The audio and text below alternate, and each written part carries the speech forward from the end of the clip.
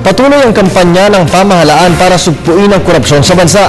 Kaya naman nakiisa ang ilang ahensya ng gobyerno at non-government organizations sa paggunita ng International Anti-Corruption Day ng United Nations Convention Against Corruption. Para sa detalye, narito ang report ni Dennis Cortez. Alinsunod sa pagtalaga ng United Nations Convention Against Corruption, idineklara ni Pangulong Aquino ang ika-9 na Disyembre bilang National Anti-Corruption Day, isang adhikaing pakikiisa sa pandaigdigang kampanya laban sa katiwalian. Aminado si Pangulong na malaking balakid sa paglago ng ekonomiya at dahilan ng paghina ng seguridad ng bansa ang patuloy na paglaganap ng korupsyon sa hanay ng pamahalaan. Kaugnay nito, ginanap ang malawakang pagtitipon sa Quezon Memorial Circle kung saan nagsagawa ng simpleng programa na pinangunahan ng Office of the Ombudsman.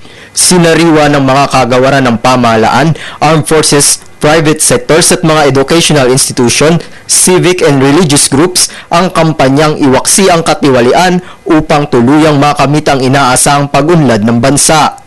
At tapos ng 2-3 taon ng administrasyon ng Pangulong Aquino at ang administrasyon ng Ombudsman Carpio Morales, napakalaki na ng pagbabago, napakalaki na ng improvement.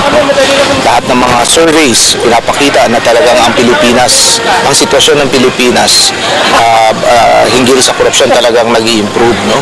Sa mga naunang tagumpay ng pamahalaan kontra katiwalian, daman na ang unti-unting pagbuti ng serbisyo ng gobyerno kung saan tumaas ang performance ratings bunsod ng effective tax collection, project management at iba pang mga delivery of basic services. Para sa Telebisyon ng Bayan, Dennis Cortez.